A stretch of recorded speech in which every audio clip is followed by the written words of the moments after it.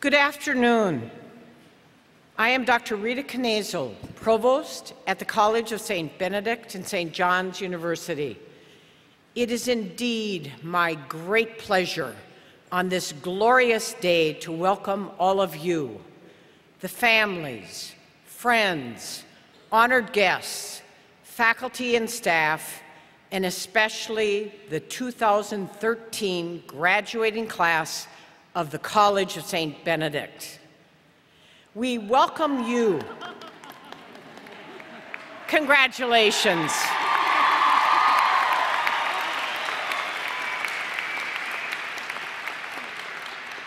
We welcome you to the 98th commencement exercise and the commencement in the college's centennial year.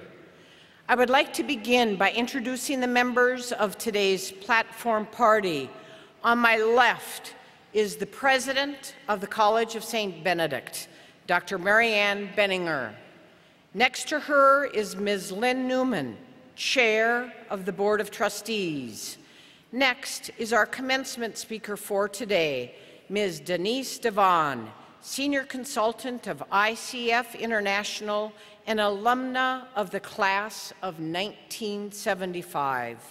And next to her is the prioress of the Order of the Sisters of St. Benedict, Sister Michaela Hedeken, followed by Dr. Joe Desjardins, Vice Provost at the College of St. Benedict and St. John's University.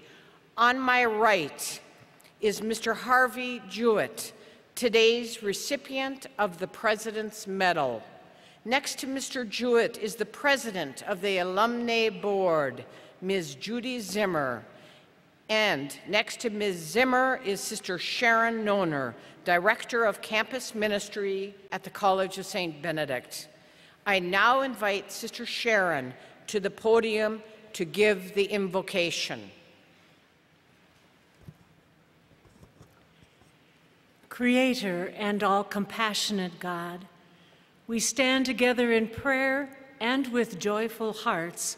We celebrate the many accomplishments of these College of St. Benedict graduates. We have been blessed by your presence among us as we watched you grow, learn, change, seek to discover where your passions and gifts were and where these meet the world's needs. Being faithful in this search, you have laid a firm foundation for a life filled with meaning and purpose. We pray in thanksgiving for the College of St. Benedict and St. John's University administration, leadership, and staff, for their many professors, mentors, and most especially for your families and your special friends who have supported you along your way through the challenges and the successes over these past 4 years. We hold in prayer Daylene Kraling, whose life on earth was far too short, and most assuredly, whose spirit is with her fellow 2013 classmates today. God, we pray that you send a mantle of your love upon these women as they begin to write a new chapter in their lives. As their story develops, watch over them, protect them, and love them. When they are afraid, send them someone to comfort them and give them assurance. When they are challenged, give them a sense of confidence. When they are lost, send them mentors who will gently guide them. And when they succeed, surround them with people who will rejoice with them. God, it is through your abundant grace that we are here on this wonderful day. Let us to continue to rejoice and be glad in it. Amen. Good afternoon. On this glorious day, I welcome family and friends, including the family of Daylene Kraling, faculty and staff, Sisters of the Order of St. Benedict, trustees, members of the Platform Party, and most especially the members of the graduating class of 2013.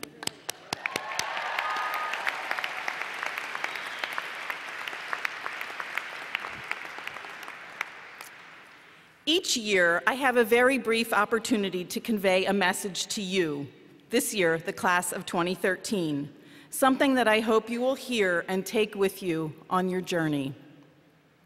I know that Benedictine values have become part of your life and that you will reflect on them consciously and unconsciously as you proceed in your life's work. We often refer to the Benedictine values of community, listening, stewardship, and hospitality, but we rarely hear about the value of humility, probably the hardest one for me to embrace, no question. Perhaps because this value is misunderstood. It seems to conflict directly with the college's own motto, Sic lucet lux vestra, let your light shine. How does letting one's light shine fit with the notion of being humble? I've had to think a lot about this. I've spent more time with Benedict's writing on humility than I have with other parts of the rule. Within his writing on degrees of humility, he talks of patience, a trait that we don't typically list when we list the Benedictine values. Patience is referred to in some form in the rule about 10 times, but most notably for me in chapter 7, where Benedict focuses on humility. And I quote Benedict here, "The fourth degree of humility is that, if hard and distasteful things are required, and even if injuries are inflicted, one should accept them with patience and even temper, and not grow weary or give up, but hold out. As Scripture says, one who shall endure unto the end shall be saved." Just a few lines later, Benedict instructs that one is fulfilling the command by embracing patience. Now, in invoking the notion of patience, I'm pretty sure that Benedict wasn't referring to the weather that we have had this spring. But he easily could have been referring to the weather, and it was certainly the weather that got me thinking about patience and how it relates to our lives, especially yours, graduating seniors. Benedict is intoning us to persevere, to endure, to wait humbly through our challenges and struggles.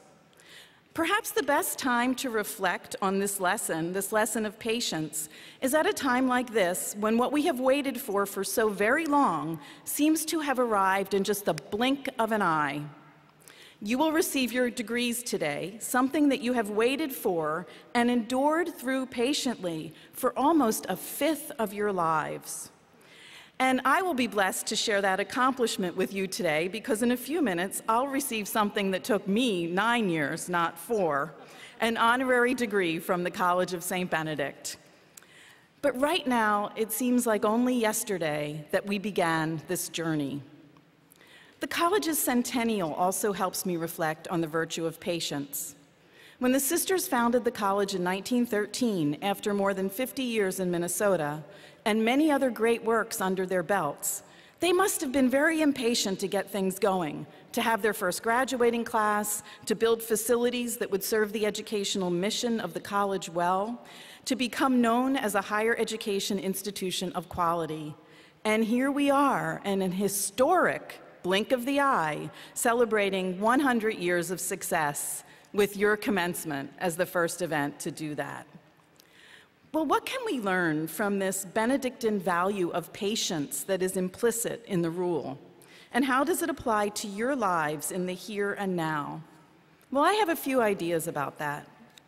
First, what seems long and hard and complicated and perhaps stressful seems short and fully worth it at the end.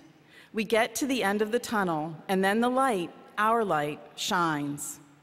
Second, after we have been patient and we have humbly earned what we've waited for, we then carry a light that can be passed to others. In a short while, you will hear a Benny alum make this idea come to life in her commencement speech. And lastly, one patient journey makes us strong for the next one and the one after that.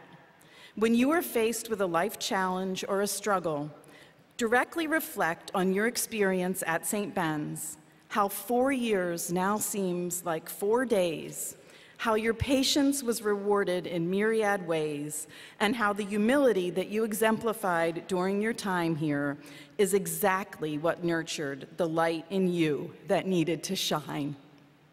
Thank you, and Godspeed, class of 2013.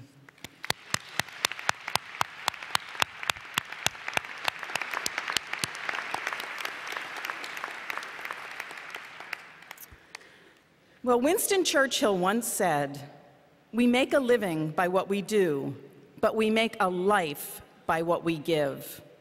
This year's President's Medal recipient has made an abundant life by giving freely of himself, not only in monetary terms, but in the priceless gifts of his time, creative energy, and wise counsel. Harvey, would you please join me at the podium?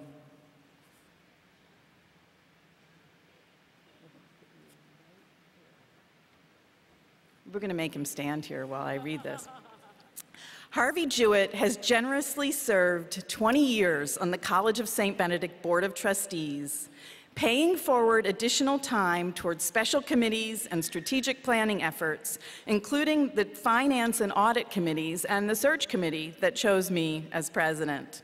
The invaluable wisdom that Harvey brings to the table comes from a prestigious and prolific career that began with a Juris Doctor degree at the University of South Dakota, where he was editor-in-chief of the South Dakota Law Review.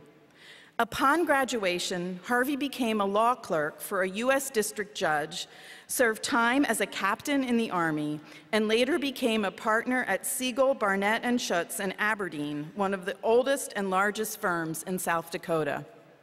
He's also served as general counsel for Super 8 Motels Incorporated and held the positions of president and chief executive officer for Super 8 Enterprises and the Rivette Group, LLC, which owns and operates an extensive inventory of nationally recognized hotels.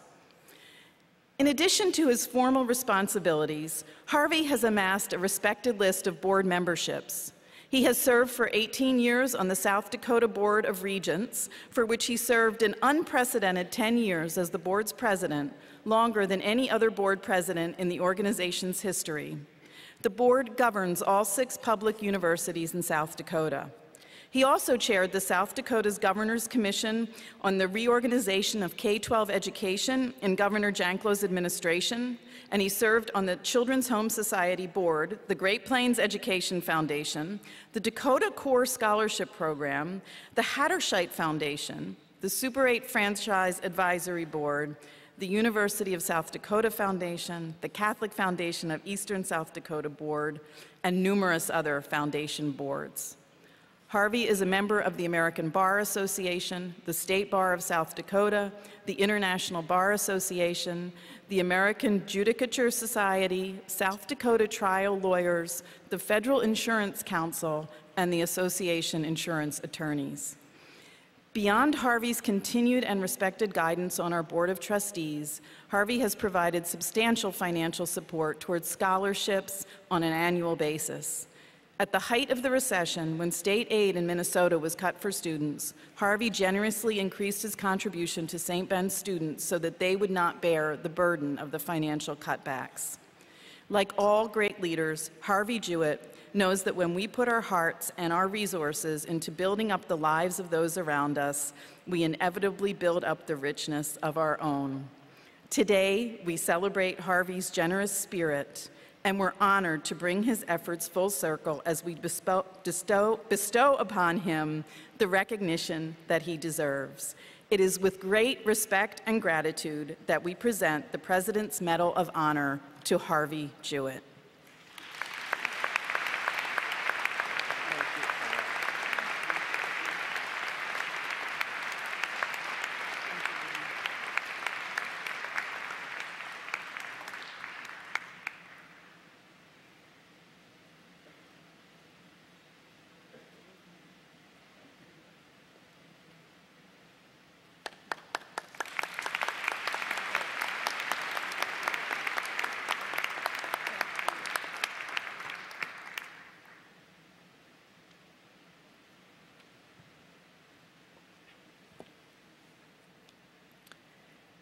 College of St. Benedict president, Dr. Mary Ann Benninger, has always considered herself an honorary Benny, having spent twice as long as St. Ben's as do most graduates. Mary Ann, would you please join me at the podium? The Board of Trustees agrees. Mary Ann embodies the Benedictine values of service, community, hospitality, and sustainability, among others. She has been president since 2004 and is the longest-serving lay president. For these reasons, in recognition of her extraordinary leadership and in honor of the centennial of the college, the Board of Trustees awards her today an honorary degree and makes her an official Benny.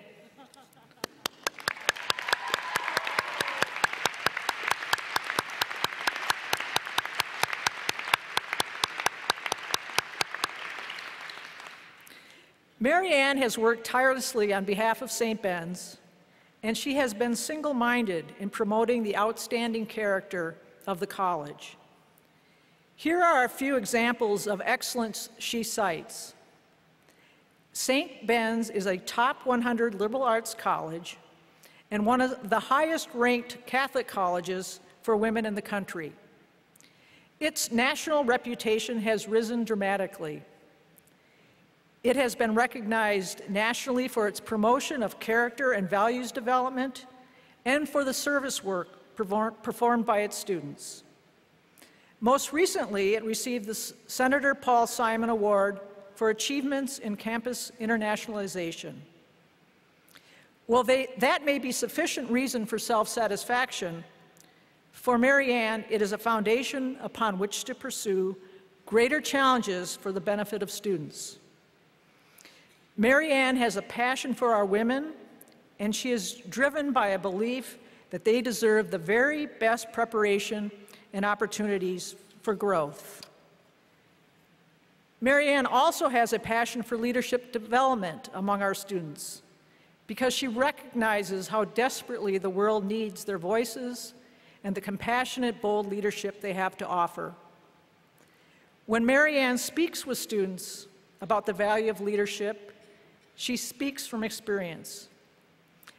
As leader of the college, Mary Ann mentors students, and she sets high standards of excellence for faculty and administrators, and she encourages alumni to be proud owners of the St. Ben's legacy. In her many leadership roles with Minnesota, nationally and internationally, she is an outspoken advocate for the liberal arts, the advancement of women, the arts, sustainable living, and global understanding.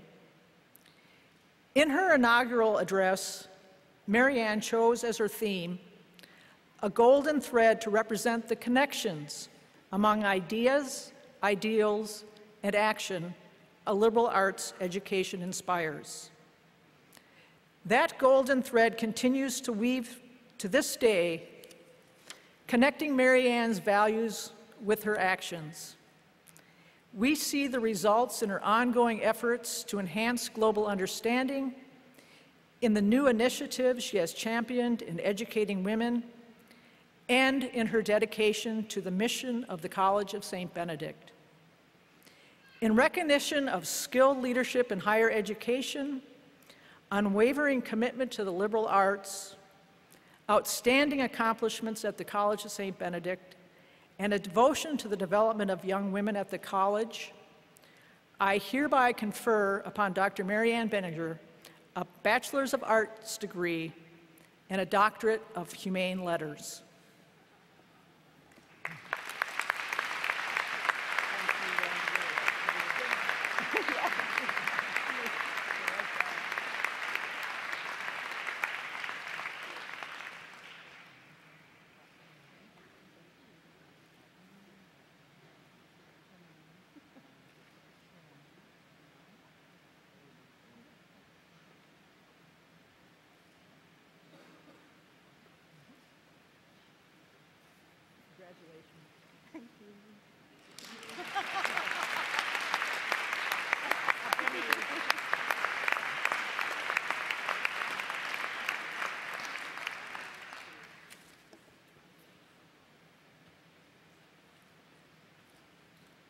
Wow, that certainly was one of the highlights of my time at St. Ben's.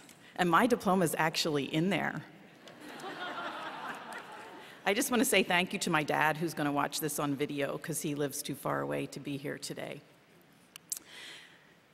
At this time, I would like to introduce the 2013 commencement speaker, Denise Devon. Denise is a proud graduate of the College of St. Benedict and a social entrepreneur who works with financially poor families to help them build assets. Denise earned her Bachelor of Arts degree in theology from St. Ben's in 1975 and her master's degree in human development from St. Mary's University in Winona, Minnesota. In addition, Denise has received certifications from the Gallup Leadership Institute and the W.K. Kellogg Foundation, Harvard University, and the University of St. Thomas. Denise's service learning experiences before and during college in Chicago's South Side and New York City's Bowery, and her participation in the World Council of Youth in Thésée, France, shaped her lifetime commitment to reducing poverty. Her career began with work in homeless shelters, transitional housing, and food programs, and she soon moved to leading national and state legislative campaigns that addressed housing, economic development, energy, conservation, food, and dental care access issues. In 1997, after leading a public policy campaign to win passage of the Family Assets for Independence in Minnesota legislation, Denise began her own consulting business with the goal of leading the design and implementation of the new legislation. As a senior consultant with the ICF International Consulting Firm, she leads national financial asset building projects for the Federal Department of Health and Human Services. Denise was a recipient of the National Kellogg Fellows Leadership Award, and in 2011, she was awarded the first Social Entrepreneur of the Year award from the Donald McNeely Center for Entrepreneurship at the College of St. Benedict and St. John's University. She is a popular speaker and a collaborative leader who is able to envision and coordinate large system-wide efforts to reduce poverty. Denise lives in Minneapolis, Minnesota with her family. It is now my great pleasure to invite Denise Devon to deliver her 2013 commencement address, A Clarion Call to Action. Thank you, Mary Ann. Thank you so much. Thank you so much. Congratulations. Thank you. Thank you, Dr. Benninger. And you are a powerful and wonderful leader and example for each of us. Thank you to members of the Board of Trustees, all of you, each and every one of you, past and present, who have held this institution and brings it to what we are today. Thank you to the members of the faculty, all the hard work, for making learning fun, for helping people to do more than just learn, to take the next steps. To members of the staff, both past and present, all of you, each of you, who makes this place what it is today. Your names aren't mentioned, but you are the core of this institution. To those of you from the graduating class, congratulations. Oh, I can't believe it. There you are. Congratulations. This begins the first day of a happy birthday, 100 years. And even though technically you become alums when you get your diploma, as far as I'm concerned, we're in this thing together. You come from Bangladesh and Belize. You come from Indonesia and China. You come from Japan and from most of the states in these United States. We are so proud of you today.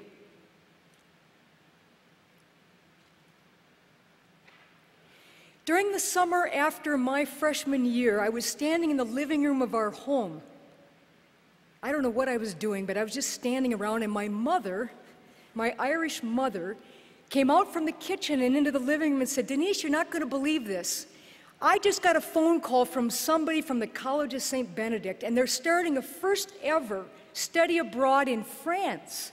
And they want to know if you might be willing to be part of the first group." I said, "Mother, I don't want to do that." And she said, "Oh, yes, you do." I said, "But Mother, I don't know French." And she said, "You will learn." That was it. End of discussion. Were any of you raised by a really strong mother? Any of you? Let's hear it. Let's hear it for your mothers.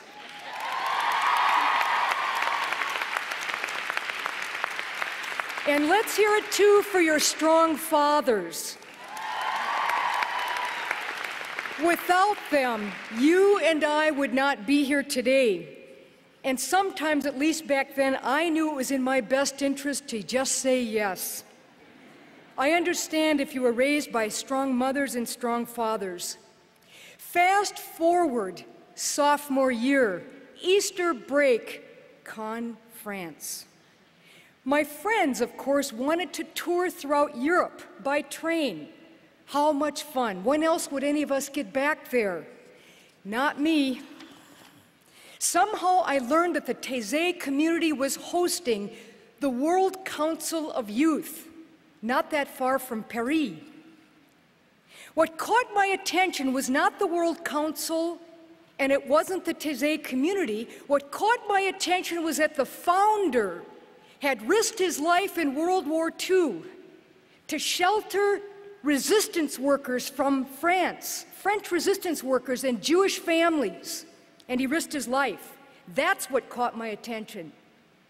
And then after the war, he started a community dedicated to reconciliation. That's a big deal. The World Council of Youth launched that week, 10,000 in the beginning. And the theme, get this, man's inhumanity to man. Perfect language for 1972. The real focus was on the condition of poverty and violence. 10,000 came from every continent, and by the end of the week it was 20,000 strong. That's 6.5 times those of us who are here today. And there I was, all alone, at the age of 19. During the week and every day we sat on the floor in tents with people who could speak the same language. Of course, I was in the English tent. I didn't know French, still. And every day there was a question that we would ponder. One day the question was, what exactly is the condition of poverty and violence in your home communities, and what do you think ought to be done? And I sat and reflected and remembered my time in 1969 in the south side of Chicago. I remembered the Black Panthers. I remembered those who were fighting for justice. I remembered the nonviolent marches for housing, for jobs. But others in my tent talked about their experience of apartheid in South Africa. Remember, Nelson Mandela was still in prison on Robben Island. Those from West Germany talked about their family members in East Germany, divided by the Berlin Wall and the Cold War. And still others talked about their experiences of how people on the East didn't have enough to eat. You get the picture. This was my very first and not last global experience, and it was profound. On Holy Saturday night, 20,000 of us sat on the floor with our headsets, listening to the speakers. And what was their message? Go home. Take very small and very large actions to make a difference. Actions that will do something to reduce man's inhumanity to man. For those of us that night, it was a clarion call to action. Clarion, large, sound. People galvanized, mobilized, not to sit and just sit back and listen, not to only sit back and learn about the problems, but to do something, whatever the problems were. This experience set me on a path that has lasted 40 years from then until now. And it wasn't a hard jump for me. It came from the values in my family. During the Great Depression, Mr. Flynn, an Irishman in our family, was teased by people in his western town. Flynn, why don't you lock the coal bin at night? And Flynn responded, if somebody needs coal to heat their home that much, they ought to be able to get at it more easily. That was it. End of discussion. I could say story after story on the Dutch side of my family, but I won't because you are graduating. and you wouldn't be interested. End of discussion. 40 years. I have met those who have absolutely nothing. Nothing. Indigent, destitute. And I have also met those who have a little. They work and work and work and work, and they are still poor. In the United States, I have met homeless men and women who are mentally ill and wandering in the cold, half-clothed. Those were the days of deinstitutionalization in New York. It was in the New York City Bowery, and it was rough back then. And Dorothy Day was very clear. The New York City Housing Authority can do better. I have met coal miners in Ohio, and all they worked for and longed for in the 20th century was drinking water in their communities. And a little 5-year-old kid on a Friday at lunch who unzipped his little backpack and took his hand of mashed potatoes and put them in his backpack. And when asked, "Why are you doing this?" he said, "So that my mom and sister have something to eat this weekend." Outside the United States, in the foothills of Cuernavaca, Mexico, 30 mothers and their small children sit in a circle, and their fathers too on the outside. And they stand together, and a beloved Mexican priest says to one of them, "Will you get the corn grinder out of your grandmother's attic? Will you watch all the children in the neighborhood so that all the mothers can come together and learn how to make your own tortillas? You see, if you make your own tortillas, you won't be dependent upon the tortilla company and the long lines and running out." I have met people in Soweto, the Soweto Township, in the Alexander Township. An elderly woman beams as her young son and I come to visit. Why? Because now he's a mayor in the city of Johannesburg in a post-apartheid world, but she still lives in a 9-by-9 space, single bed, amalgamated tin. The rain comes through, the river rises and floods every spring, but the pride on her face, I wish you could see her now. Oh my God, the next generation was able to do better. I have met Mayan Indian farmers in the Yucatan. Their faces are weathered.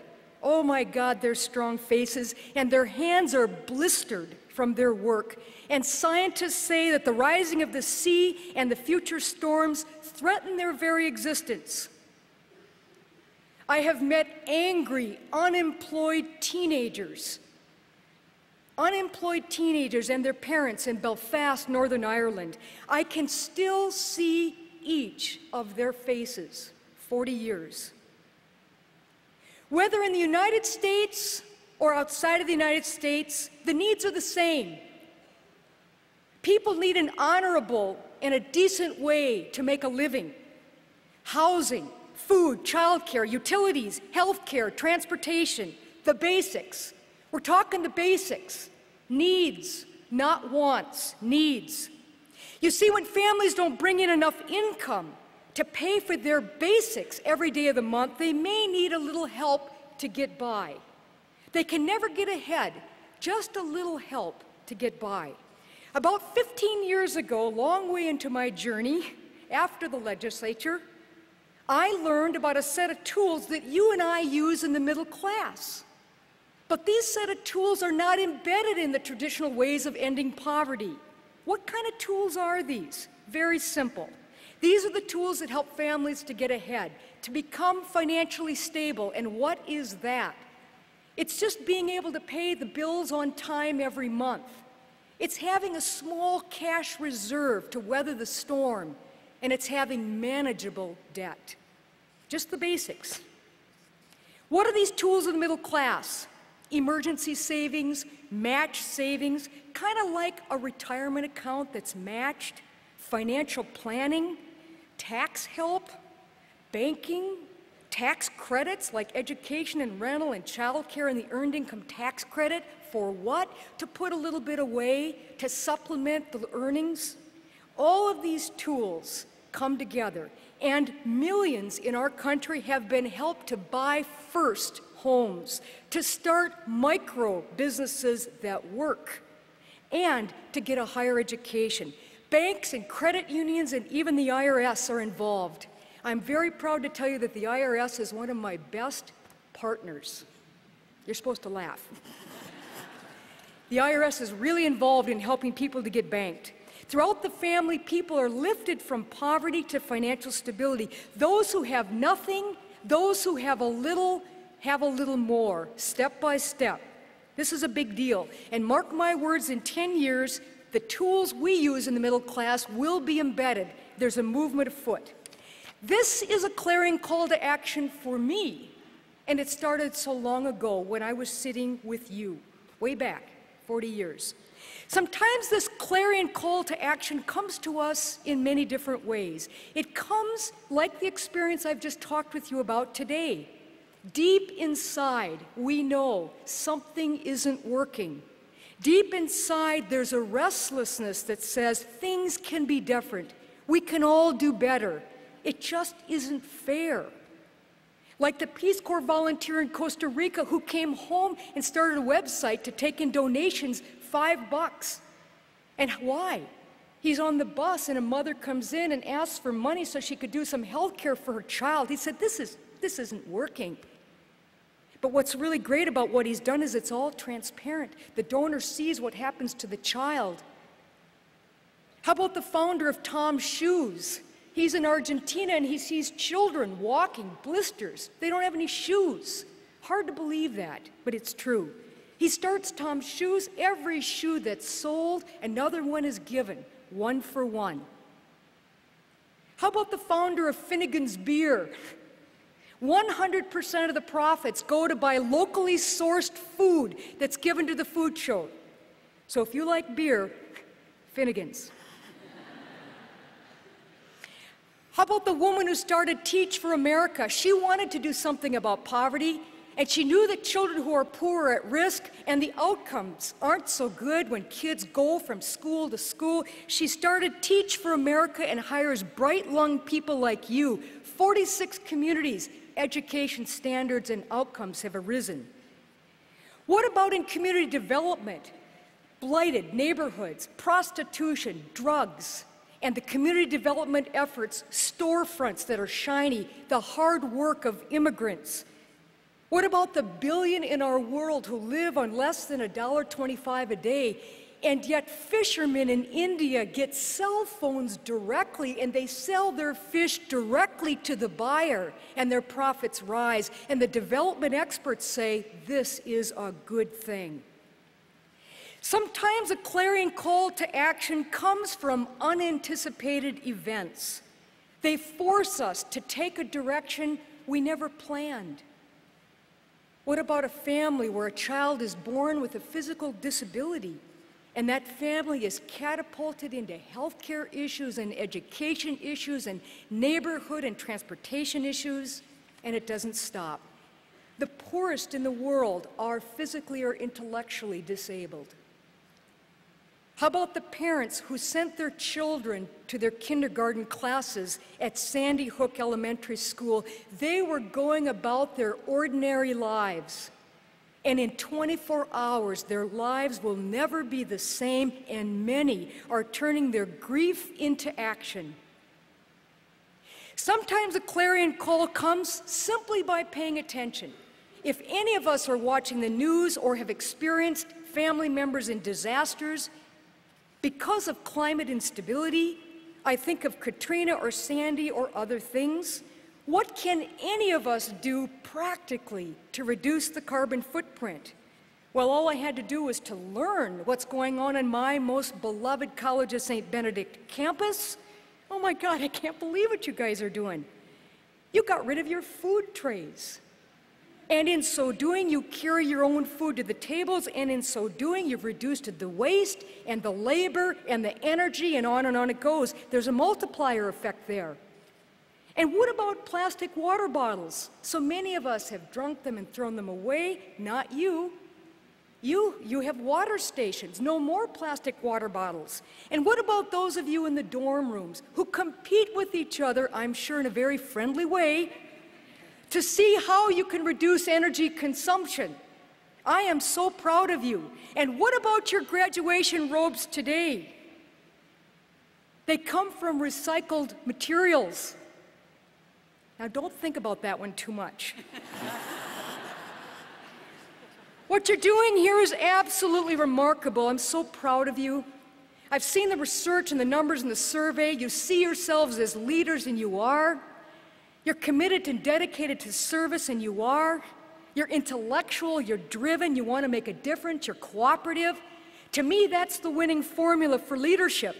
Collaborative leaders who can bring people together and talk and work and not leave the table until we have a solution. We need those kind of leaders today, and that's who you are. St. Ben's and St. Jan's attracts people like you. Last month, I had a chance to read the essay of an incoming student, and here's what it said: the happiest I can be is when my actions are helping society to progress. And not that long ago, a principal told me every spring when all the resumes come in and they want to teach in my school, some of these resumes come from St. Ben's and St. John's, and we interview them. She said, I can't quite put my finger on it. I don't understand it, but there's something different. Those are the people we hire, she said. Says something about your character. Say, speaking of character, character is very, very important. A person with character has trust. You can't get anything done in the world without trust. So here's my question to you. How will you show up in your work life and in your personal life? Who you are today and what you become in the next 40 years is as important as what you do.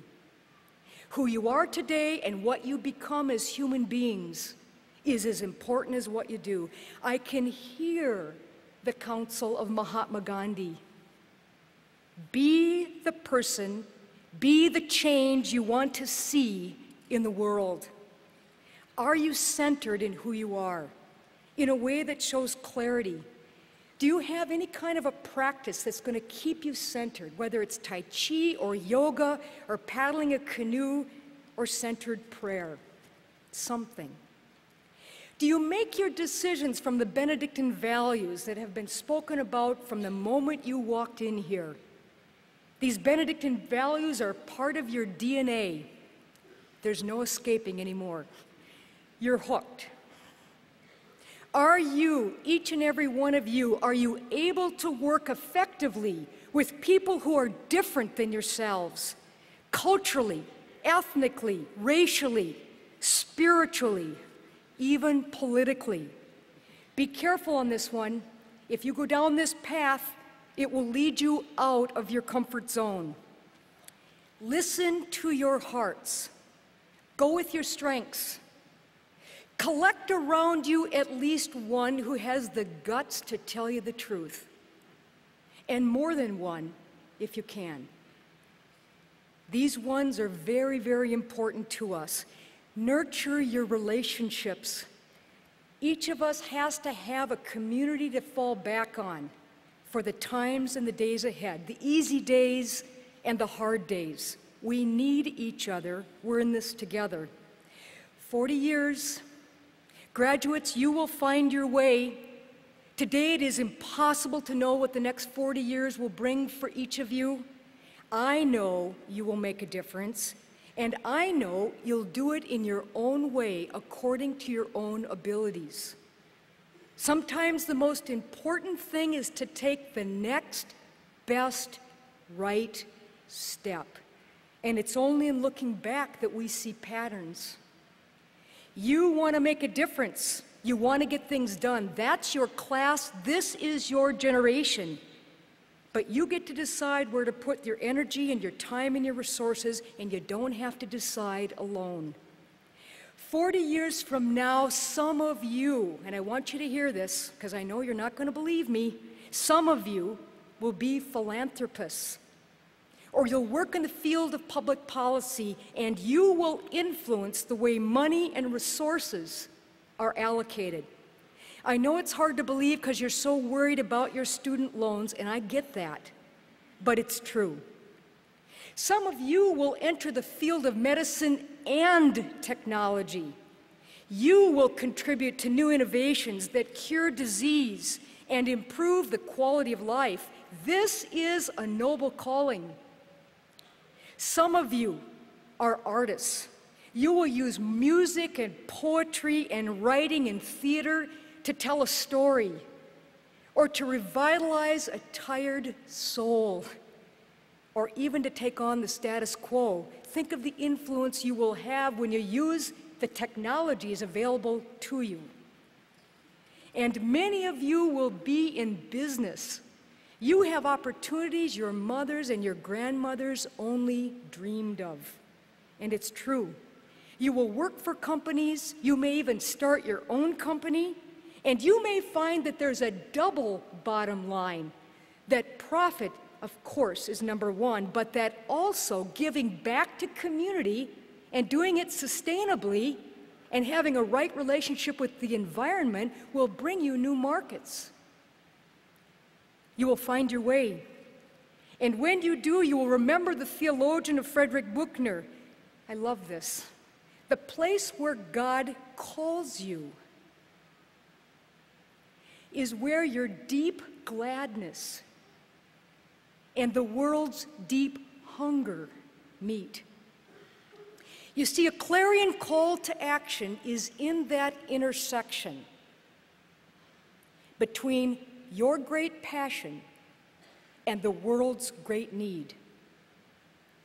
Today, you stand on the shoulders of so many who have gone before you and so many who make this day possible for you and with you. With gratitude in our hearts, we say thank you to each of them, each and every one of them. With pride in yourselves and in the institution, this institution that won the Paul Simon Award for International Education, this institution that's one of the top 100 liberal arts colleges, this institution that's one of 7 colleges in the up-and-comers list, with pride in yourselves and in this institution, take your place in the world. And when you do, take this place with you. Take your place in the world and take this place with you, because you are never alone. Graduates, you are tomorrow's leaders. Each of you will make a difference in your own way. Carpe diem, carpe diem, carpe diem. Today, seize this day. Tomorrow, wake up and give it everything you've got. Your respective communities and your respective countries need you, and they are waiting for you. God bless you.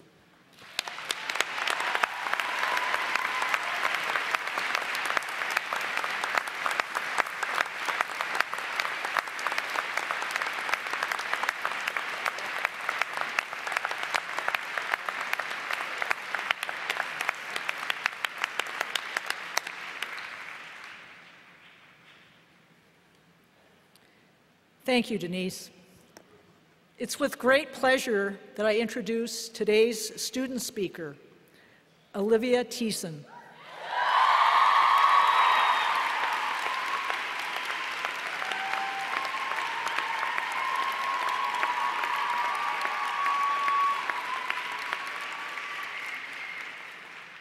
She has quite the fan club.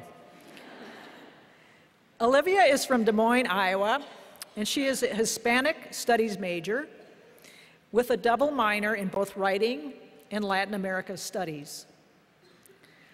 Olivia has enjoyed her time at the College of St. Benedict by being a member of Extending the Link, Writing for the Record, and serving on the St. Ben's Senate. Olivia has been involved in alternative break experiences. She took part in the Washington, D.C. Summer Study Program, and she studied abroad in Guatemala. She is a member and co-founder of the Benny Johnny Optimist Club and has worked as a tutor. Next year, Olivia hopes to take all she has learned at St. Ben's with her down south to Louisiana, where she will be a Teach for America Corps member, hoping to be teaching special education. Would you please join me in welcoming Olivia with a round of applause?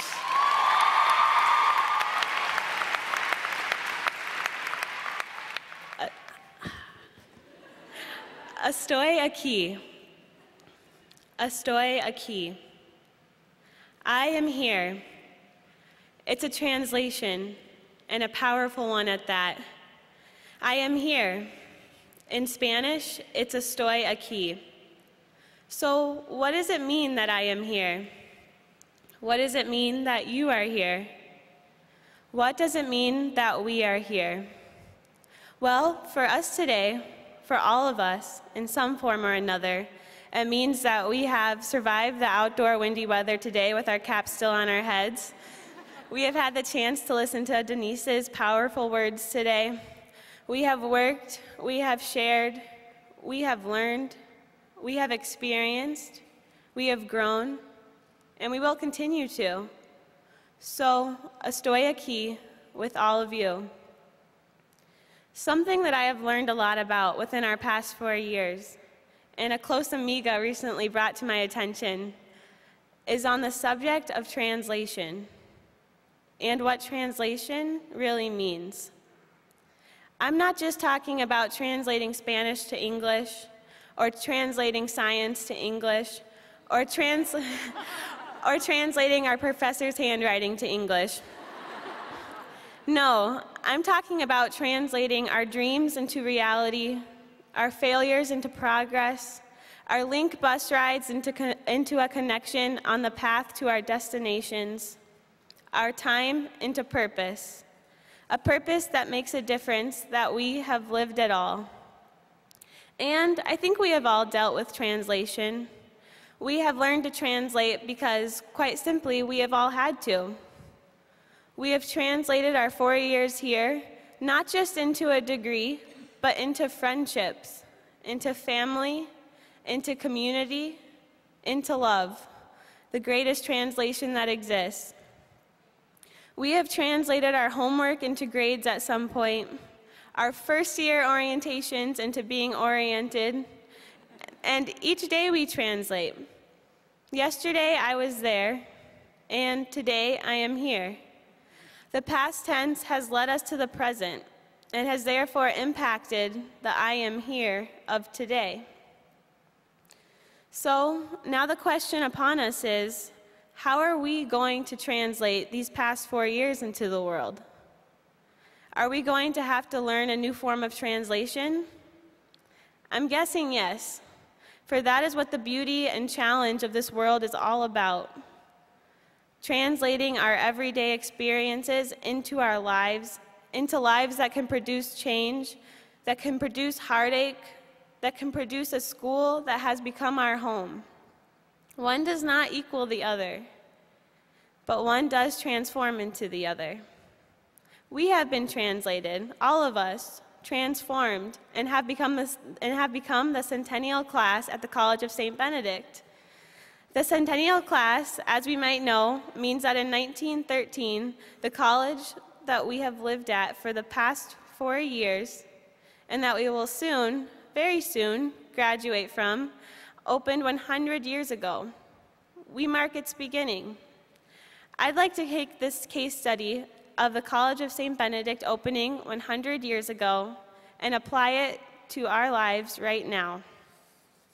As we mark the birthday to 100 years of the College of St. Benedict's existence, we are about to open a door to very unknown places, places we know nothing about, and start our own beginnings. Just like the women who started this place, we are going to start our own places, and we have the ability to start any new beginning, to translate our college degrees from this wonderful institution into something, anything in the world. Just like the sisters that had a goal to start a college, we have our own goals. We have our own ways we want to provide to this world, to make the world a place where we want to live, where we want others to live, and we have each other, those around us, our families, monastic community, our friends, our co-workers, to help us as we are here to help them. Together, we can accomplish our goals. We can celebrate good times, share hugs in the challenging times, learn together. I look out in this room and I'm frankly excited. Excited to be in a world where some of the most genuine nurses will be practicing, where our friends will be teachers, doctors, artists, musicians, politicians, businesswomen, and be doing jobs that have yet to be created.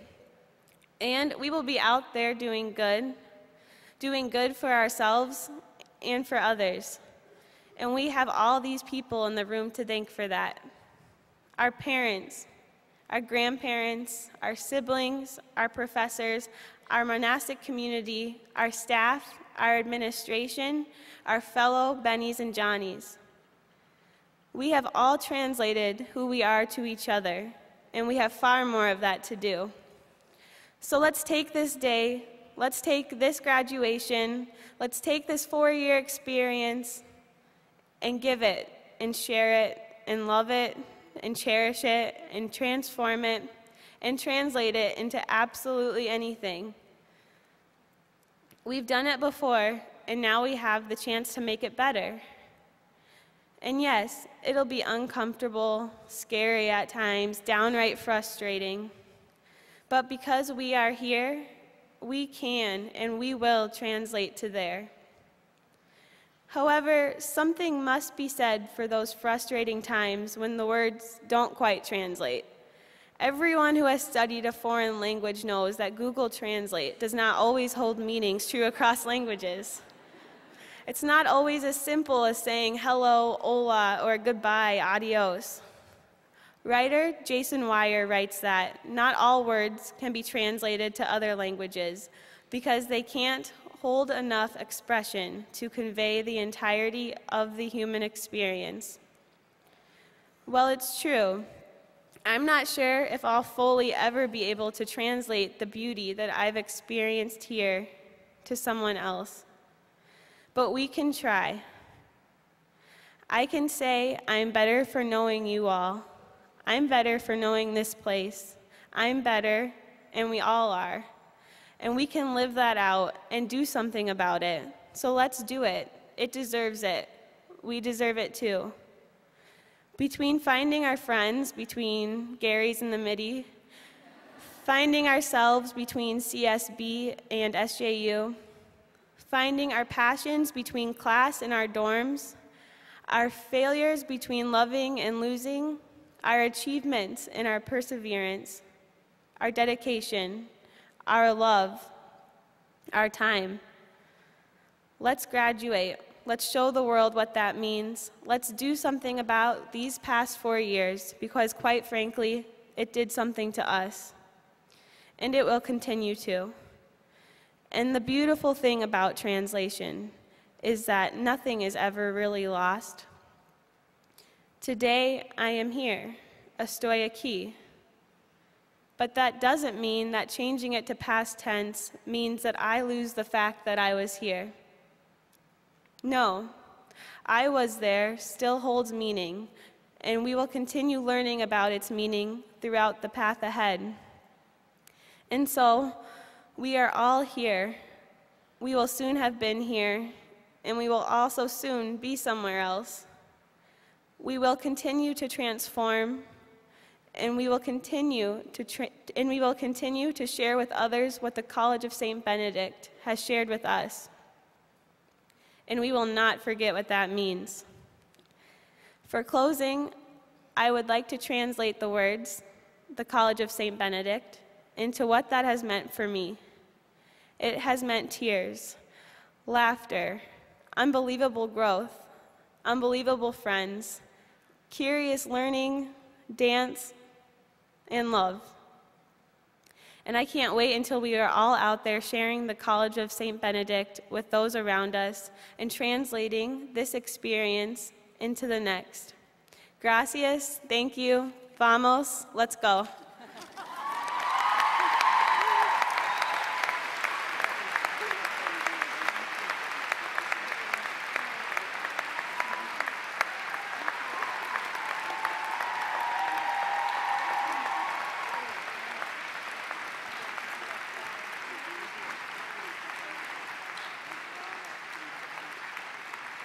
Thank you so very much for that wonderful senior statement. Thank you. Today's program lists 514 candidates for the baccalaureate degree. The College of St. Benedict is happy to recognize these degree candidates. It is understood that the appropriate degrees are earned by the candidates who successfully complete all requirements for that degree by the end of the scholastic year. Will the candidates for the degrees please rise? Please rise.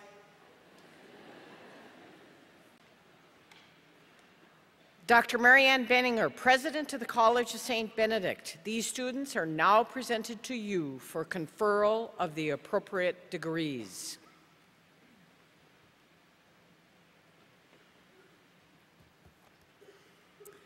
On the recommendation of the faculty of the College of St. Benedict and St. John's University, and by the authority vested in me by the Board of Trustees, I confer upon those candidates whose names appear in the commencement program the appropriate Bachelor of Arts and Bachelor of Science degrees indicated, with all the attendant rights and privileges of which the degrees to be given to them shall forever be the testimony. Now I ask Dr. Joe Desjardins, Vice Provost, to read the names of our candidates for degrees. Dr. Richard Ice, Academic Dean, I ask you to please come forward and assist with the presentation of the diplomas.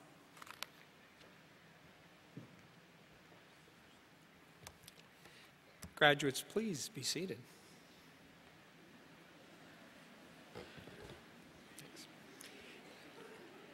And may I ask the audience to please wait until all the graduates have received their degree, and then we can celebrate together. Thank you. Lindsay Julia Johnson.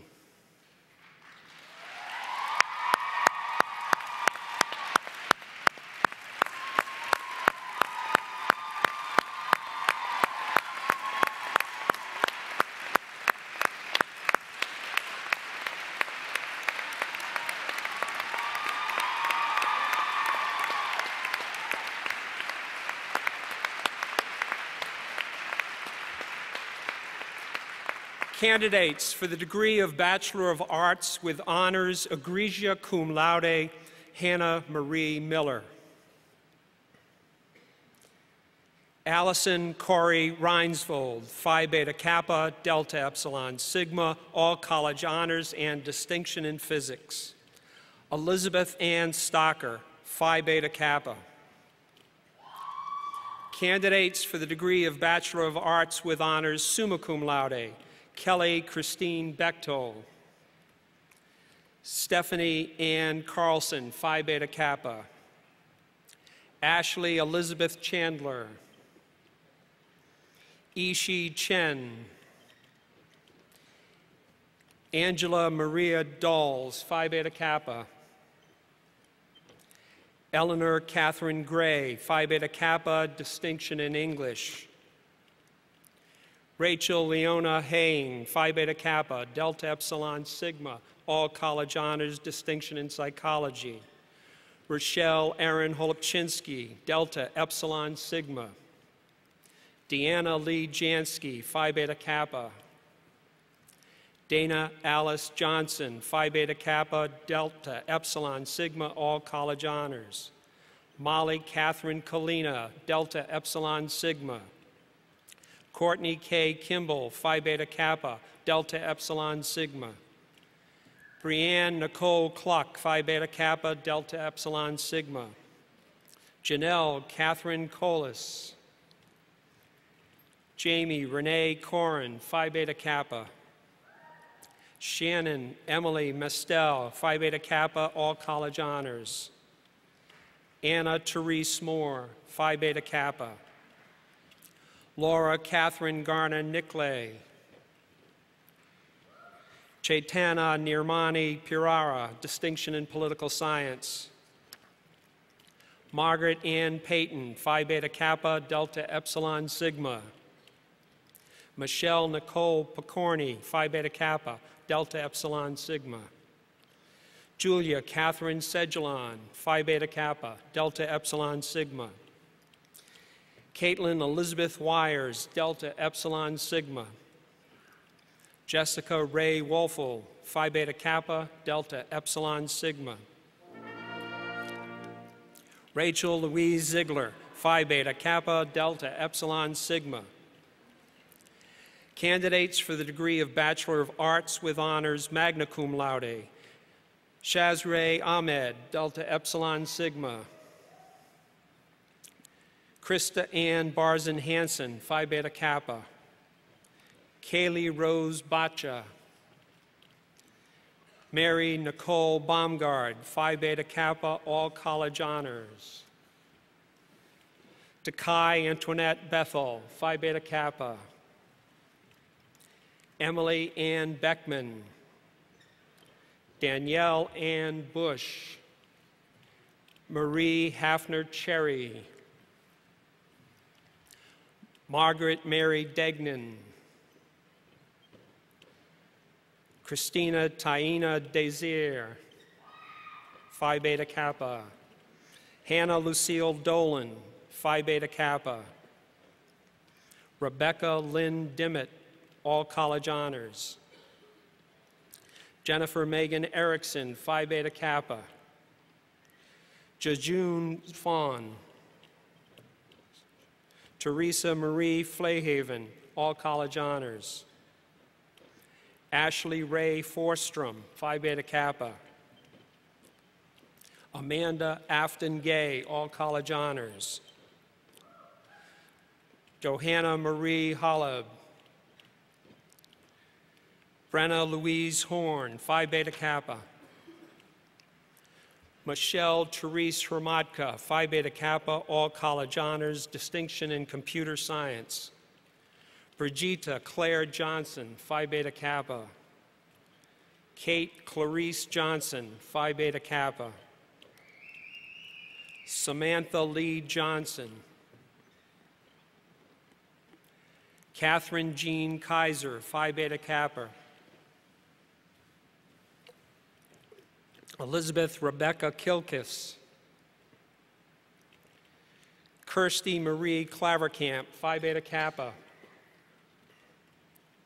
Kelsey Nicole Cook, all college honors, distinction in psychology.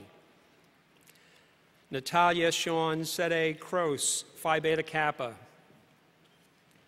Megan Alexa Savitsky Levis, Phi Beta Kappa, all college honors.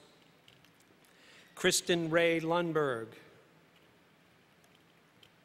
Michaela Sue Magus. Marianne Christine McCoy. Marie Elizabeth Meyer, Phi Beta Kappa, Delta Epsilon Sigma, all college honors, distinction in mathematics. Courtney Lee Milloway. Rihanna Lee Nelson, Phi Beta Kappa, Delta Epsilon Sigma. Ellen Claire Newkirk. Catherine Ellen Nowakowski, Phi Beta Kappa, all college honors, distinction in theology. Catherine Emily Nystrom, Phi Beta Kappa. Ashley Nicole Olson. Sarah Catherine Osberg. Isabel Ann Pennings, Phi Beta Kappa, all college honors. Mara Elizabeth Rashavi Piper, Phi Beta Kappa. Whitney Irene Rajil, Phi Beta Kappa, distinction in mathematics. Sarah Frances Reisdorf, Phi Beta Kappa.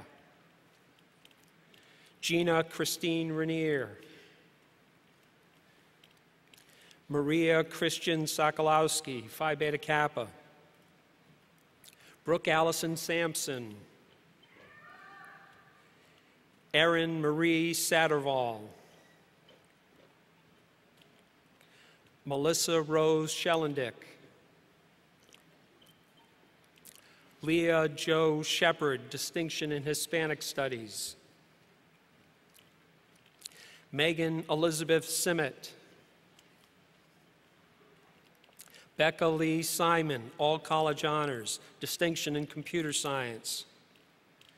Mary Margaret McNeil Smith, Phi Beta Kappa. Kylie Jo Stanfield. Rachel Ann Stenson, All College Honors. Catherine Elizabeth Takata, Phi Beta Kappa, Delta Epsilon Sigma. Sarah Nicole Taylor. Tracy Lynn Thielen. Xiaoxi Tian. Allison Christina Toring, Phi Beta Kappa. Ashley Marie Toninato. Catherine Rose Vogel. Hannah Marie Von Arb, Phi Beta Kappa. Kaylee Therese Whiting, Phi Beta Kappa. Lindsay Ann Wilson, Phi Beta Kappa, All College Honors. Jillian Marie Yanish. Candidates for the degree of Bachelor of Arts with Honors, cum laude, Laurie Elizabeth Bachman. Elizabeth Adeline Beatty. Diane Tamara Beckius, Phi Beta Kappa, All College Honors. Sarah Renee Beto. Courtney Patricia Bloomfield. Christine Elise Bornis. Caitlin Elizabeth Cosette. Bridget Mary Deitz.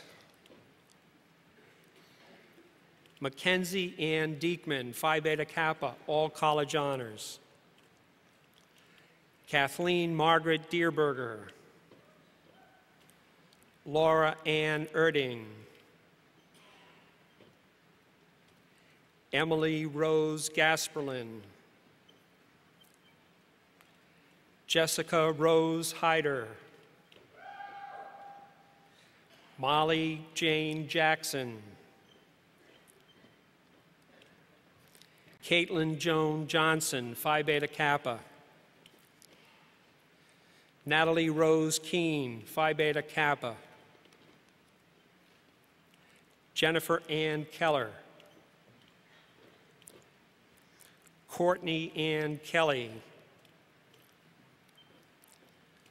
Laura Ann Kennedy, Phi Beta Kappa. Jill Marie Kramer.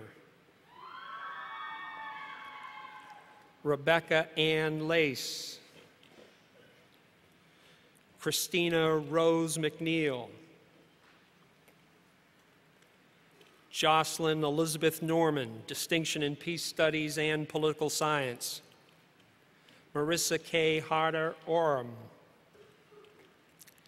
Madeline Rose Page. Amy Natasha Pinder. Kathleen Elizabeth Rainier. Abigail Ann Thule Roach, All College Honors. Erin K. Sand. Sarah Ann Schmidt, Phi Beta Kappa. Christine Bernice Schneider. Rebecca Alexandra Schultz. Jennifer Jane Simonton. Callan Deanne Slepper. Megan Elizabeth Smith. Alexandra Lee Sundloff. Mary Elizabeth Sweet, Distinction in Biology. Thalia Simone Thurston. Olivia Marie Thiessen, Phi Beta Kappa. Tu Trang T. Tran. Alexia Nicole Tolbane. Lauren Marie Wander. Lindsay Christine Westfall. Mary Lee Wood, Phi Beta Kappa. Laura Mariana Woino. Christina Yedan Zhang. Candidate for the degree of Bachelor of Science with honors, egregia cum laude, Elizabeth Ann Hoffman.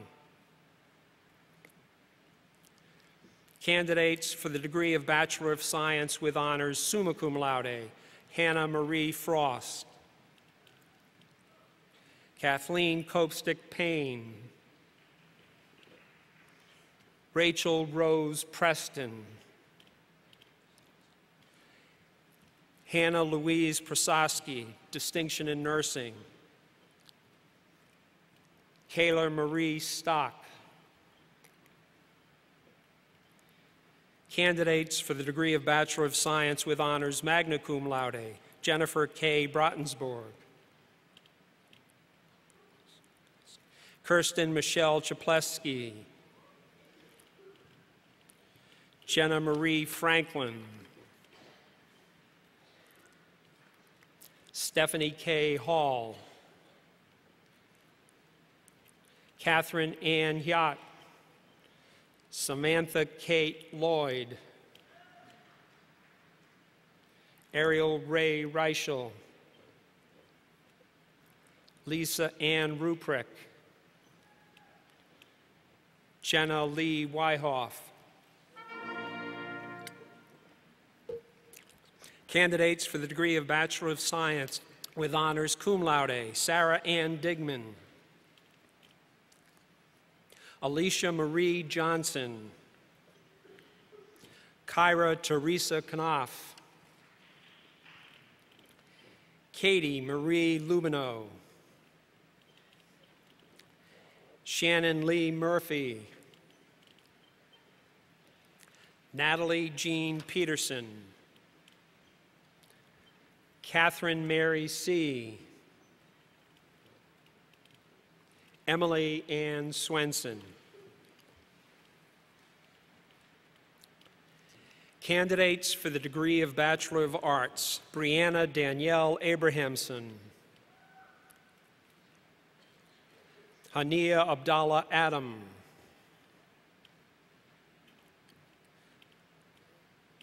Megan Nicole Adabo. Rita Bridget Allen, all college honors.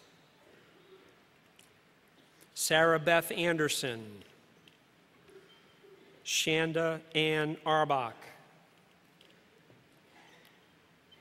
Catherine Nicole Asproth.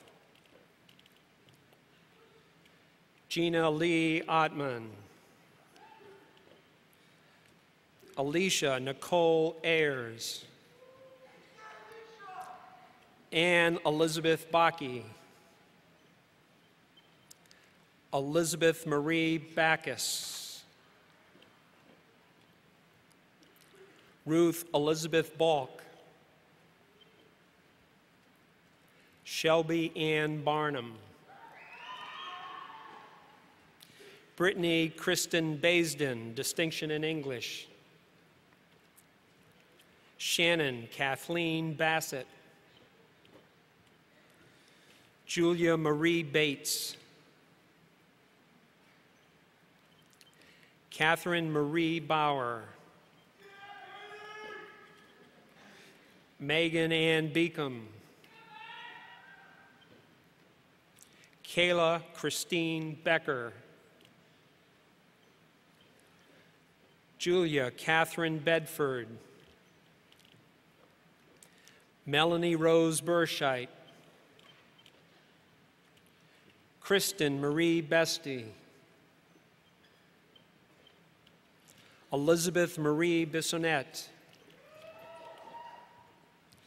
Kayla Marie Blevins, Julia Marie Bodie, Kelly Ann Borgerding, Kelsey Elizabeth Brettschneider, Alyssa Mary Brown,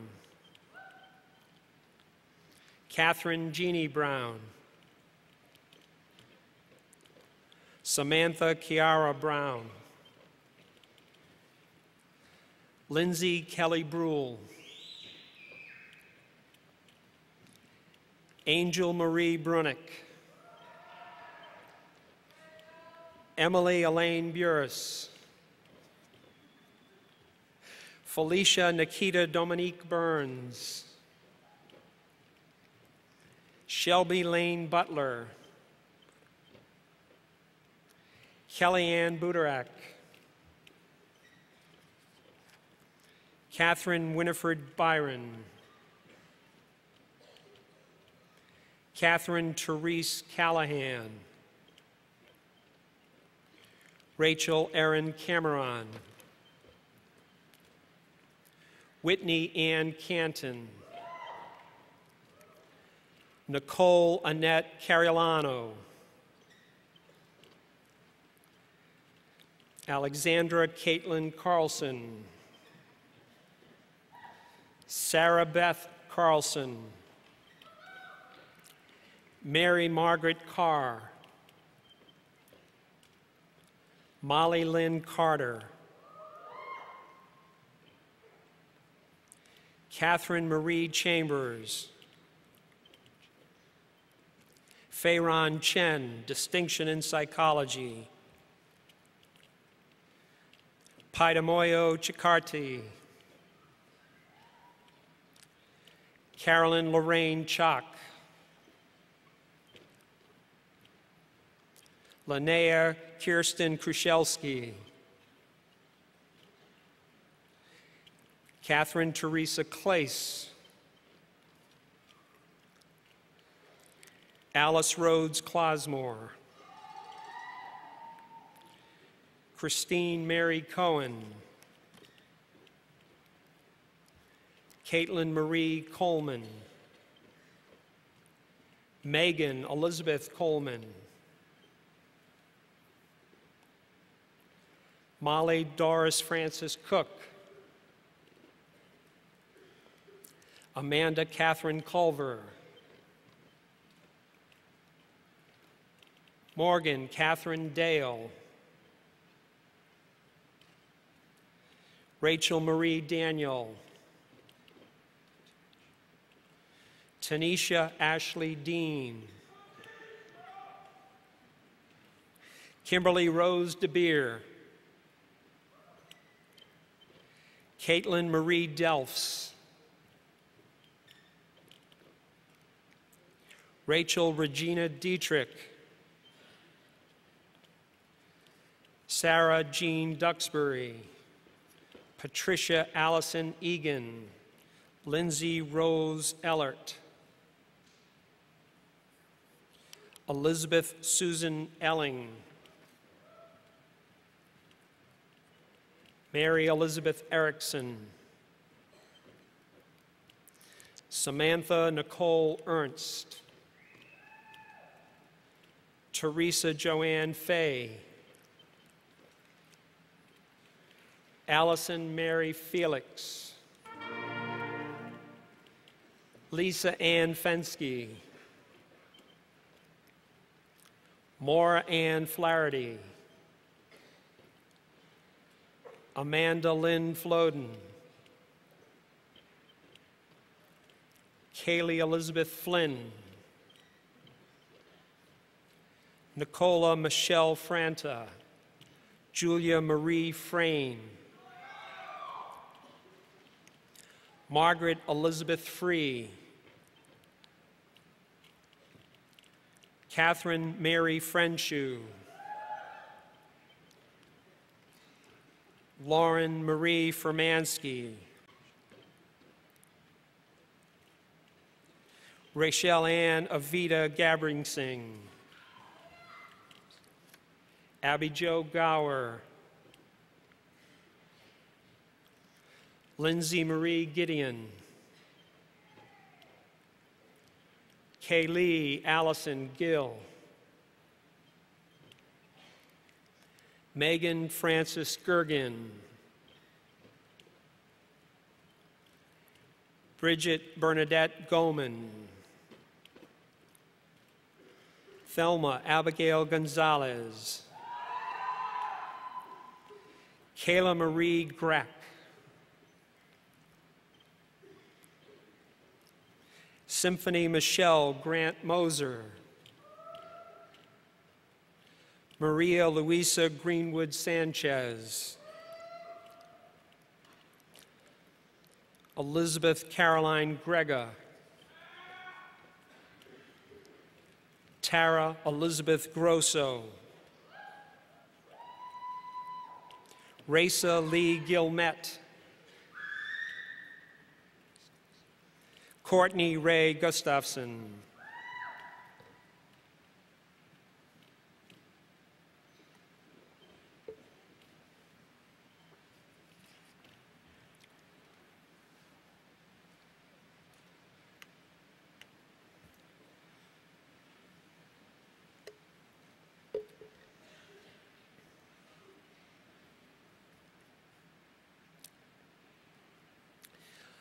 Elizabeth Rose Hagan,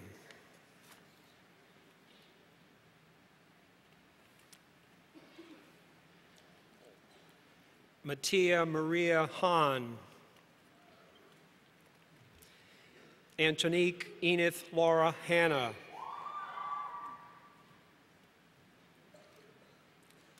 Andrea Jo Hansel,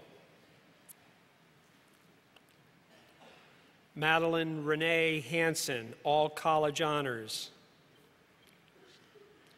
Noelle Gerstein Hansen, Amber Mary Harlow, Sarah Kate Harder,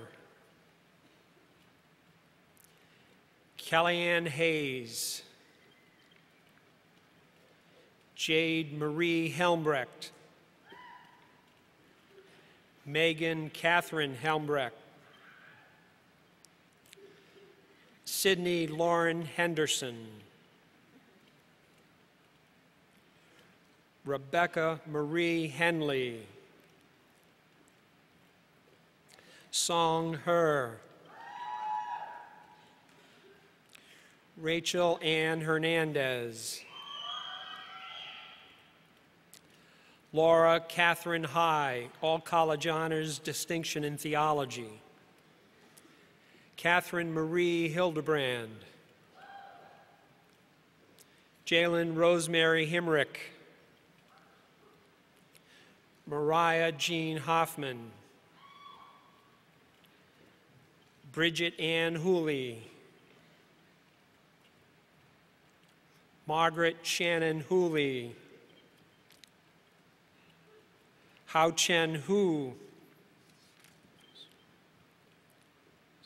Rebecca Ann Heesers, Hannah Marie Heiler, Hada Omar Ibrahim, Desiree Ingraham, Michelle Kayleen Jacobs, Taylor Alexandra Jacobs, Natalie Diane Jans, Mary Elizabeth Dawson Jarrell, Courtney Donna Genderney, Alyssa Kathleen Jenigas, Bridget Celine Jessen, Shannon Haran Jessen, Riley Alyssa Johnson,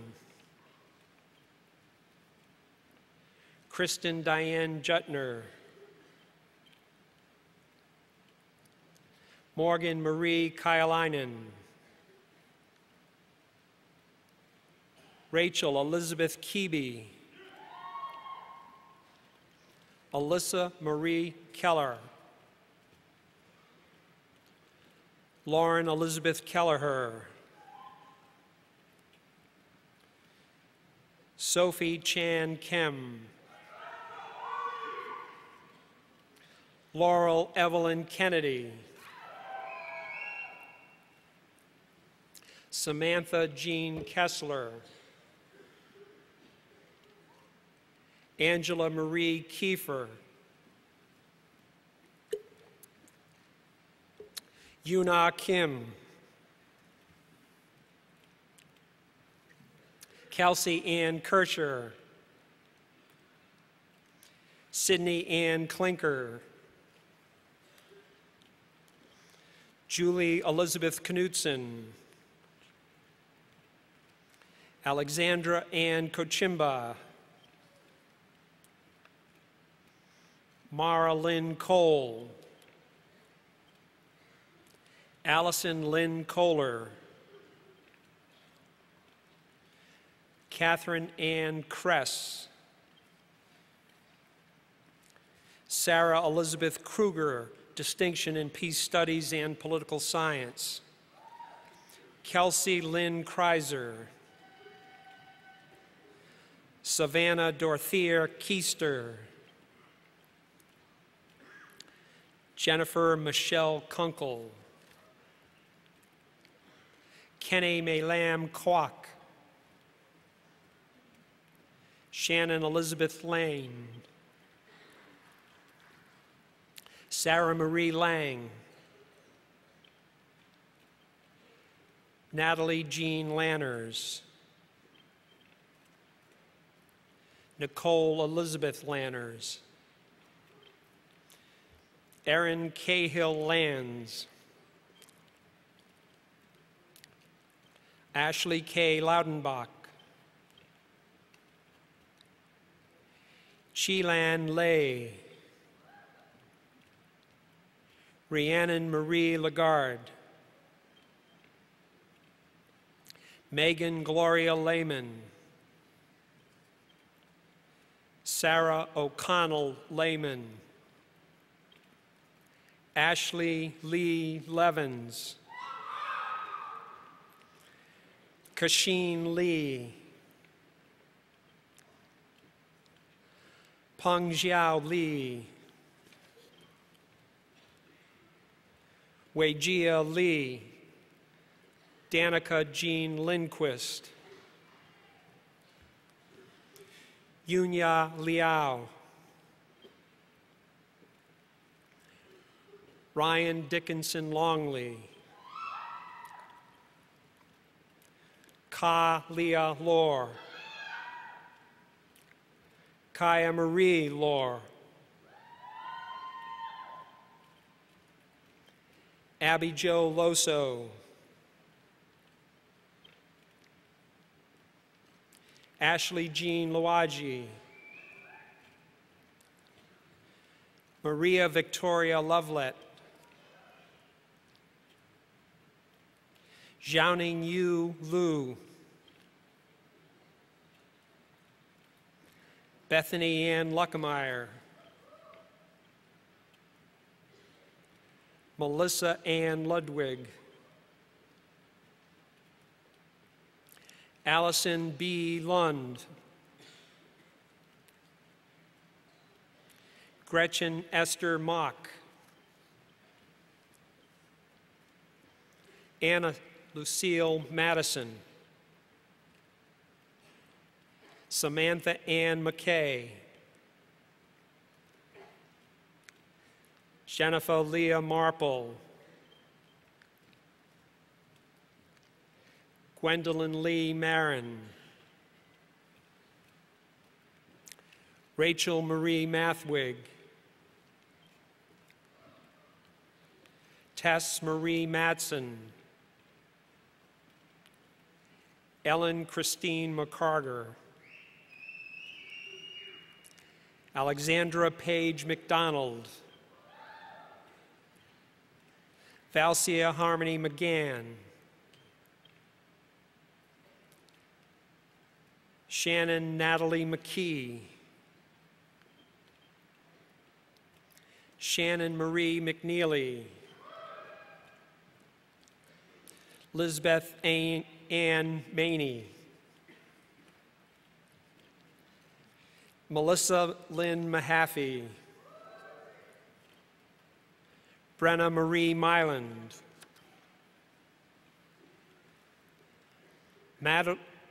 Madeline Rose Milton.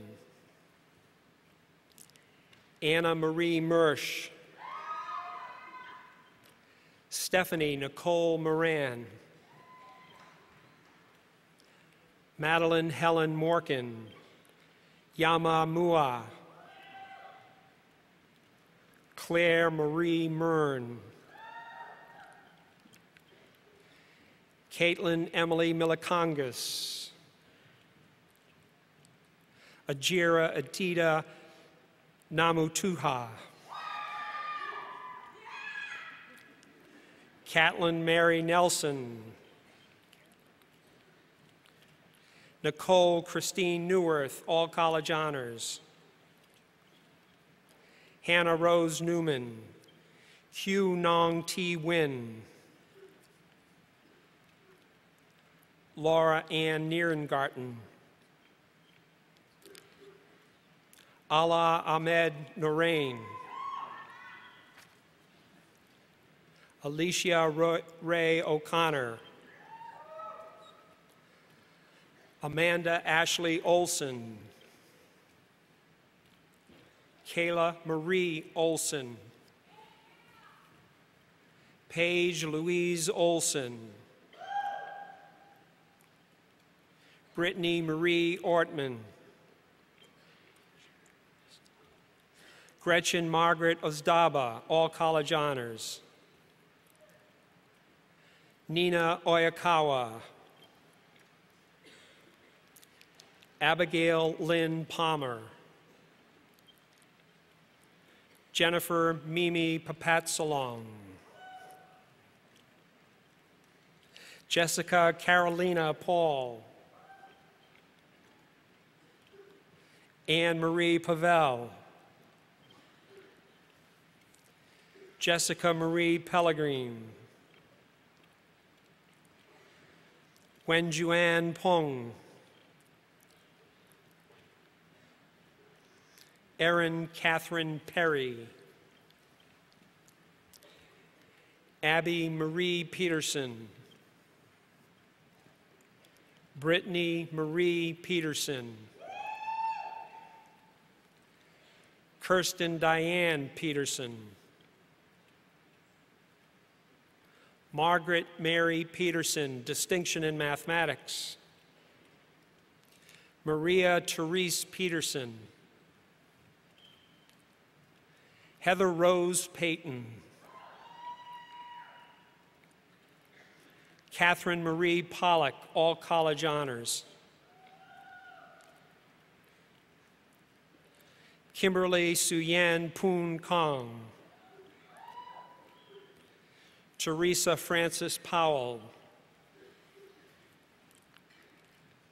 Carly Allison Pratt. Catherine Shea Quinn. Amy Elizabeth Ranweiler. Jordan K. Reed. Cheyenne Fern Regline. Kate Marie Reichert. Alicia Marie Renstrom. Nicole Lily Riza. Megan Christine Reeb. Rachel Elizabeth Rimmerly. Sarah Lynn Rogers. Anne Marie Rogoshevsky. Elise Kathleen Rooney. Mary Catherine Rymanowski. Ashley Elizabeth Rinda. Albany Brooke Satzer, Katie Jo Sapaniak, Ashley Jean Shadow, Alyssa Nicole Schmidt, Emily Sue Schmidt,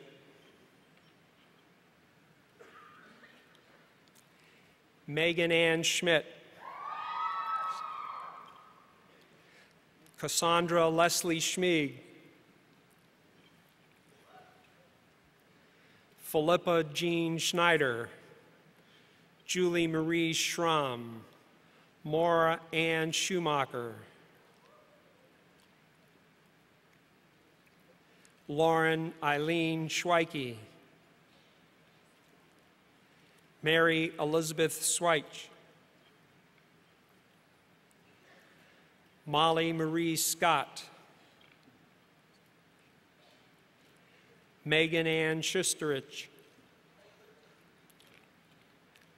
Madison Marie Skidlarek, Katie Lynn Skuza, Anna Rose Slivnik, Sherelle Ichere Smart, Jessica Suzanne Solfest, all college honors, distinction in mathematics. Jennifer Elise Spalacy, Caitlin May Spence, Megan Brianne Stark, Emily Rose Stawarski, Caitlin Marie Stevens, Maria Ann Stevens, distinction in psychology. Jessica K. Stockstead, Jennifer Jo Streggy, Carlin Ann Sturdivant, Sarita Maria Tabor, Rochelle Karen Taus Dumdy, Claire Elizabeth Tebow, Andrea Mary Tobias, Ashley Kim Ho Tong, Patricia Ann Torberg, Kelsley Ann Tershida, Tan Tu T. Tron, Ashley Alexa Trich, Mattia Crescentia Twite, Catherine Lynn Umphris, Joan Carol Van Grinsven, Hannah Marie Vanderheiden, Lai Vang, Tiffany Vang, Alyssa Marie Vernig, Gabrielle Anne-Marie Volkers, Siushan Tang Vong, all college honors. Lauren Elizabeth Wahlberg, Natalie Rose Walsh, Wei Wong, Yingting Wong, Lisa Ann Weathers, Mary Constance Weber, Jillian Elizabeth Weiss, Judith Renee Wick, Amanda Barbara Wicker, Laura Marie Wickman,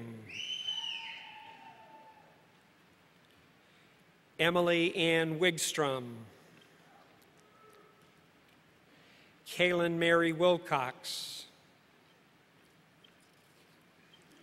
Anna Therese Williams, Lauren Marie Winfeld,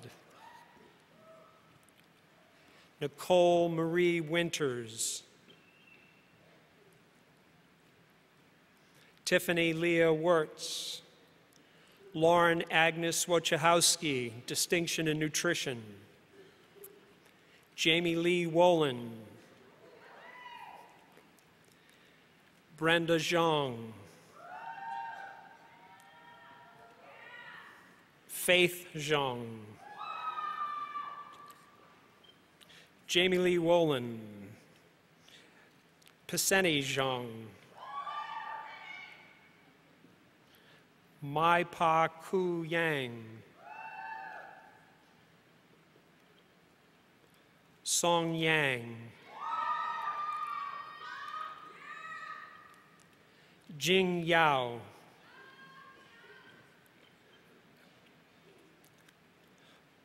Monjia Ye,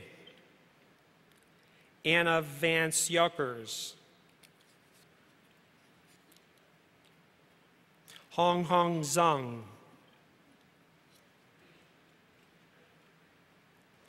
Virginia Elizabeth Zenson,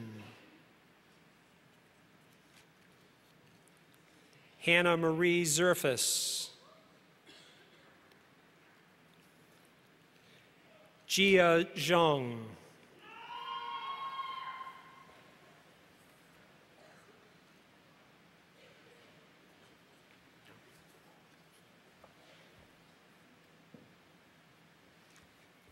Ziwei Wu,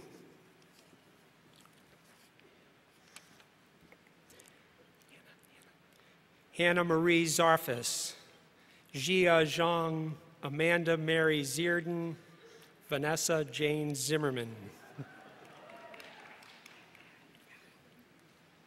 Candidates for the degree of Bachelor of Science: Rebecca Marie Angermeyer, Nicole Marie Bainey, Distinction in Nursing, Emily Ann Bendixson, Sarah Michelle Berkowitz, Madeline Patrice Burns, Susan Nicole Commerce, Molly Rose Doboshansky, Rachel Marie Dunham, Sarah Marie Fiddler, Melissa Christine Flagg, Stephanie Joy Gerlich, Jennifer Marianne Gledhill, Molly Elizabeth Holt, Gina Christine Luke, Sheila May Lungai, Emily Marie Martin, Lindsay Lee Matson, Sarah Jo Mikolajczyk, Christy Ann Mueller, Sophia Chelsea Nolan,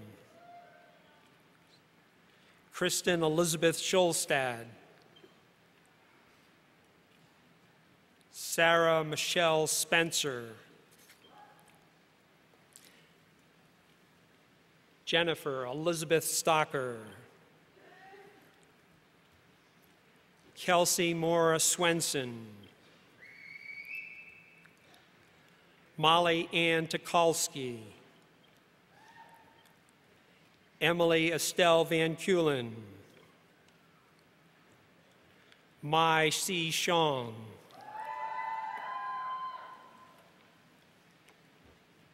please join me in a round of applause for the class of 2013.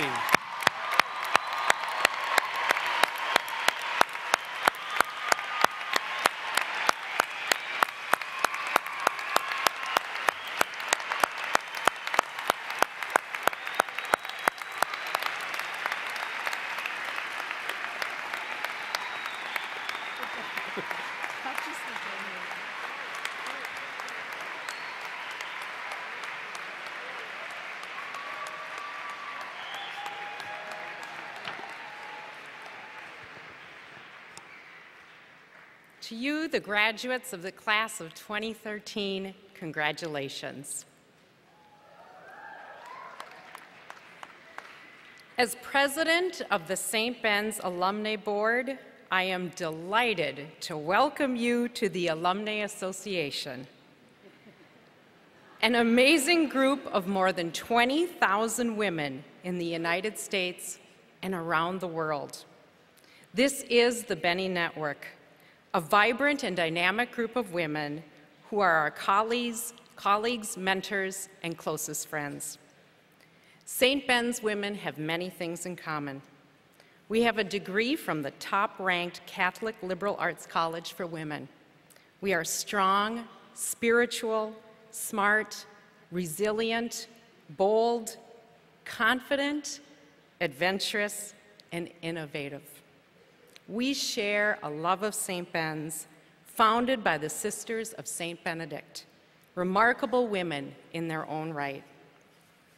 Guided by their rich tradition and pioneering spirit, you and I are destined to make a difference in the communities where we live and work.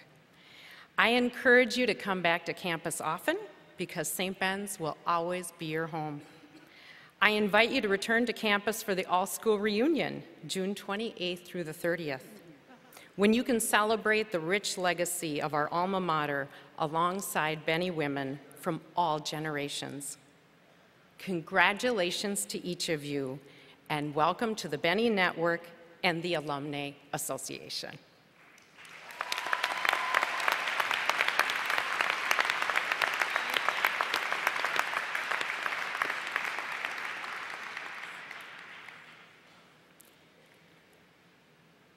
Architect of the ages, creator of the centuries, tender of all time, we give you praise for the 1,500 years of Benedictine tradition of study, scholarship, and service, which have shaped these last 100 years at the College of St. Benedict. We celebrate, Lord, this centennial commencement of these young women who have been formed by that heritage on this campus of St. Benedict's Monastery and the College of St. Benedict. By the power of your presence, Lord, may the Catholic Benedictine gospel values they have learned and to which they have witnessed continue to direct their decisions and determine their priorities. As they have experienced inspired learning, may they continue the tradition of inspiring lives. Let us bless our graduates as we respond to each petition with a heartfelt, yes, amen. May they always cherish the unparalleled opportunities that they have experienced as students of the College of St. Benedict, experiences that have linked the liberal arts and sciences with professional preparation, civic engagement, leadership, and global competence. We proclaim, yes, amen. May they exhibit the unwavering focus on the development of women as leaders, professionals, and scholars. We proclaim, yes, amen. May they exhibit an unwavering focus on the development of women. Through their dedication and commitment, may they embrace the changes and challenges that impact their lives with the same courage, strength, and boldness of our foremothers. We proclaim, yes, amen. May they continue to engage, learn from, and work with people from a rich variety of cultural backgrounds and identities. We proclaim, yes, amen.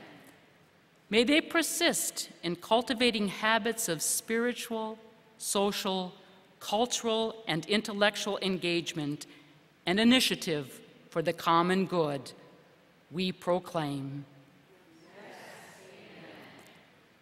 May the centrality of God, habits of prayer, and critical reflection on the meaning, values, and purpose of life continue to form and fashion their lives as we proclaim. Finally, may they know of our care and concern for them. May they know that our prayers go with them and that they will forever be held in our hearts as we ask God to watch over and protect them. In the name of our Lord Jesus Christ, we proclaim. Amen.